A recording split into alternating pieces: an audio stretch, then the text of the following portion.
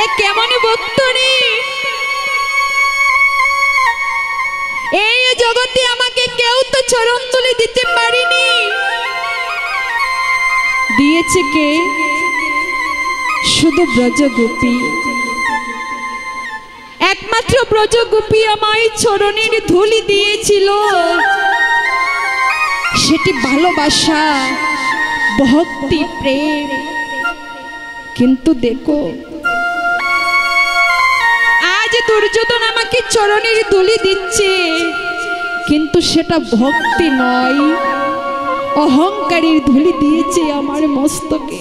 নারদ ভগবান শ্রীকৃষ্ণকে প্রশ্ন করেছিল যে গোবিন্দ, তুমি না বলো যে তোমাকে ডাকে তুমি তার হয়ে যাও, তাহলে বলো না গো, সেদিন তোমাকে অর্জুন ডেকেছিল, দুর্যোধনও কিন্তু ডেকেছিল। সেদিন তুমি অর্জুনের হলে, কিন্তু দুর্যোধনের হলে না কেন? এবার ভগবান মৃদু হেসে বলছে, নারদ কেন হলাম না জানো? তুমি কি জানো না আমি একটি কথা বলেছিলাম, এই জগতে যে আমাকে চাই আমি তাকে চাই, আর যে ভক্ত আমাকে না চাই আমি সেই ভক্তকে সারা জগৎ জুড়ে না চাইতেই তাকে নিতাই। নারদ,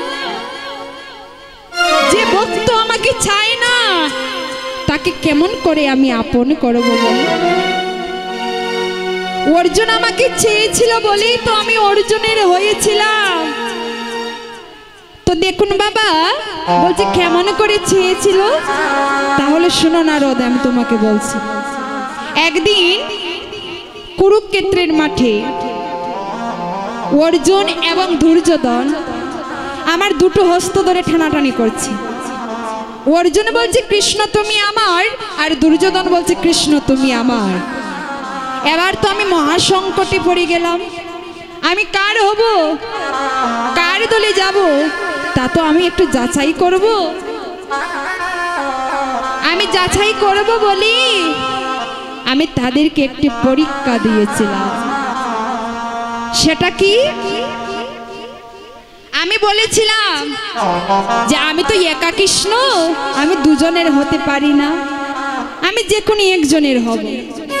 তো কার হব? যেজন আমাকে ভালো করি বুঝতে পারবে আমি তার হব। এবার কি করছি গো, ভগবান শ্রীকৃষ্ণ বলছে অর্জুন, দুর্যোধন শোনো, আজকে তোমাদের কারো আমি হব না, আমি কাল হব। আমি আজ রাতে নিদ্রায় যাব, কাল প্রভাত সময়ে নিদ্রা ভঙ্গ করি, আগে যার বদন দর্শন করব আমি তার হব, তার দলে গিয়ে যুদ্ধ করব। নিতাই গৌর হরি হরি। তো এবার ভগবান শ্রীকৃষ্ণ আমার নিদ্রায় মগ্ন হয়ে আছি, আর বাবা এদিকে দুর্যোধন সারাটা রাত্র চটপট করছে। কেন? বলি কখন প্রভাত হবে, কখন আমি কৃষ্ণের কক্ষে যাব। এবার যেই না প্রভাত হতে যাচ্ছি, কিছুক্ষণ আগে দুর্যোধন আমার ছুটে চলেছে কৃষ্ণের কক্ষে। সেখানে গিয়ে সারাটা গড় খুঁজতে শুরু করলো। কি খুঁজছে বাবা? হ্যাঁ, কৃষ্ণকে? কি গো মা, কৃষ্ণকে খুঁজছে না, কৃষ্ণকে তো দেখতেই পাচ্ছি যে কৃষ্ণ বিছানার মধ্যে শুয়ে আছে, কিন্তু খুঁজছি যে আমি বসবোটা কোথায়, আমি কোথায় বসবো, কোথায় বসলে কৃষ্ণ আমায় দেখতে পাবে। আর মনে মনে ভাবছি কৃষ্ণ তো আমায় বলে এসেছে যে আমি আসবো, আমি আসবো বলে জানি, বলে আমি বসার জন্য কি একটি জায়গা রাখতে পারলো না? যেই চাওয়া সেই মুহূর্তে দেখতে পাচ্ছি ভগবান যেখানে শুয়ে আছে তার মস্তকের পাশে একটা রত্নের সিংহাসন রাখা। দুর্যোধন আমার বলছে বাবা, যেই ছাওয়া সেই তো পেয়ে গেল। এবার শীঘ্র করে সেই আসনের মধ্যে বসেছি, সেই সিংহাসনে বসেছি আর পায়ের উপরে পা তুলেছি। পায়ের উপরে পা তুলে জিরজির করে নাড়াতে শুরু করলো। আর দুর্যোধনের চরণ তলে ছিল ভগবান শ্রীকৃষ্ণের মস্তক। সেই মস্তকের পাশ দিয়ে যখন চরণটা নাড়াচ্ছি, সেই চরণের ধুলিটা পড়ছে কোথায়? ভগবান শ্রীকৃষ্ণের মস্তকে। ভগবান অন্তর্যামী, ভগবানকে আর নিদ্রায়। ভগবান মনে মনে ভাবছে, বা এই হচ্ছে ভক্ত, এ কেমন ভক্ত রে! এই জগতে আমাকে কেউ তো চরণ তুলে দিতে পারেনি, দিয়েছে কে? শুধু ব্রজগোপী।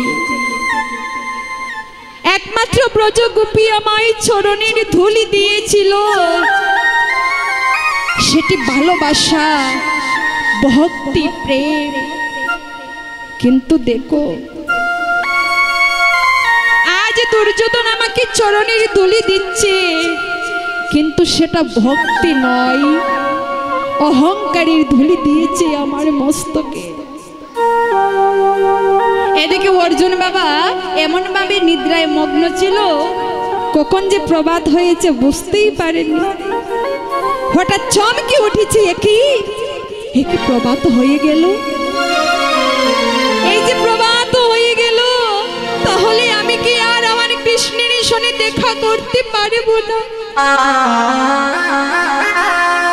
আমার যে মনে মনে বাসনা ছিল যে আমি কৃষ্ণ সঙ্গ লাভ করব, কিন্তু হে গোবিন্দ, তুমি তো জানতে আমি তোমার কাছে যাব, তাহলে কেন তুমি আমায় গভীর নিদ্রায় মগ্ন করে রেখেছ? অর্জুন আমার নয়নে জলে ভাসতে ভাসতে যাচ্ছে আর বলছে, গোবিন্দ, তোমার সঙ্গ তো লাভ করা হবে না। মনে হচ্ছে দুর্যোধন এত আগে গিয়ে চলে বসে আছে। অর্জুন আমার নয়নে জলে ভাসছে, আর সেখানে গিয়ে দেখতে পাচ্ছে কি দুর্যোধন বসে আছে। অর্জুন আমার কি করেছি, গোবিন্দের পাশে গিয়ে নয়নের জলে ভাসতে ভাসতে হঠাৎ করে দেখতে পাই গোবিন্দের চরণের পাশে একটি কুশাসনে রাখা। সেই কুশাসনের মধ্যে বসেছি আর নয়নে জলে ভাসছি আর বলছে, গোবিন্দ হে, গোবিন্দ হে, গোবিন্দ,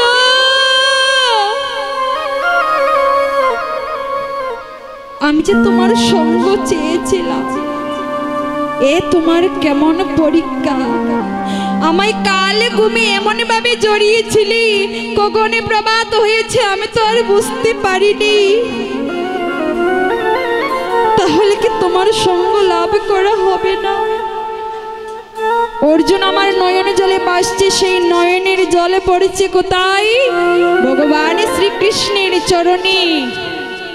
দেখুন বাবা, একে ভক্ত দিচ্ছে চরণ ধুলি, আরেকটি ভক্ত দিচ্ছে নয়নের জল। ভগবান কোনটা ভালোবাসে? হ্যাঁ, এই জগতে ভগবান দুটো জিনিস সহ্য করতে পারে না। এক হলো কোন ভক্তের মনে অহংকার, আর দুই হলো কোন ভক্তের নয়নের জল। আজ অর্জুন আমার কৃষ্ণকে বলছে, কৃষ্ণ হে, তোমার সঙ্গ ছাড়া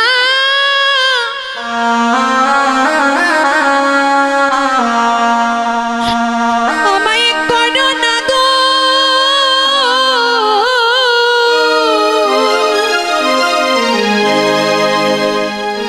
তোমার সঙ্গ ছাড়া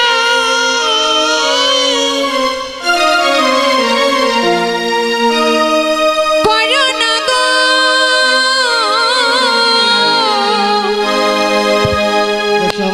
তোমার সঙ্গ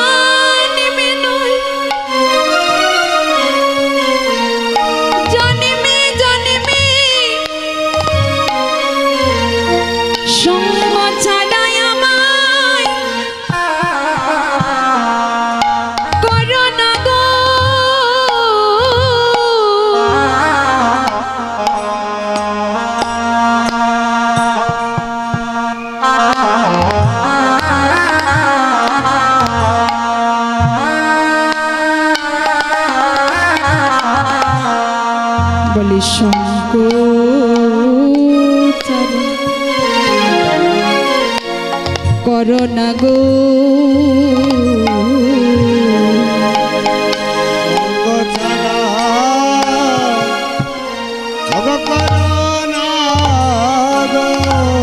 বলিয়ে যো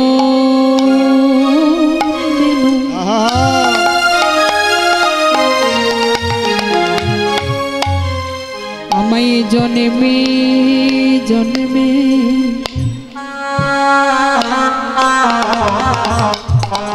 গোবিন্দ সঙ্গ চারা করোনা গো ও বলিয়ে জন্মে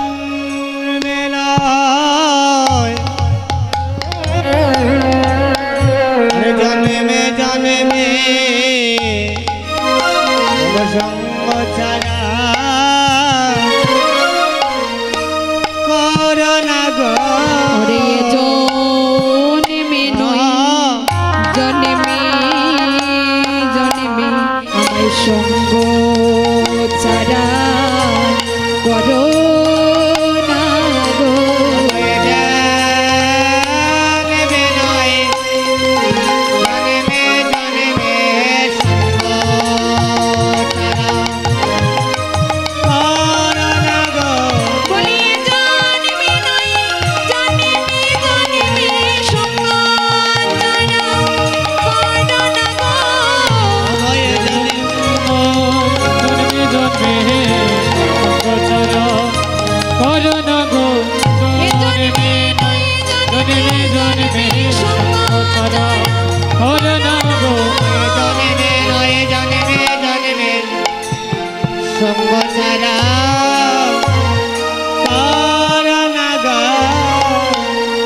আজ গোবিন্দের চরণ ধৌত করে দিচ্ছি অর্জুন।